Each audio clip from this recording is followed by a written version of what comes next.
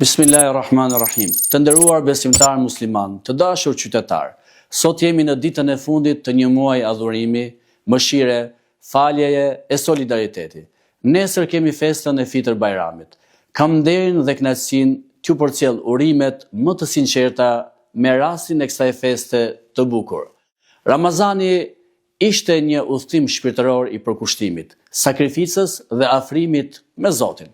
Përmes agjërimit, lutjeve dhe veprave të mira ne forcuam besimin ton dhe ndjenjën e solidaritetit me njëri tjetrin.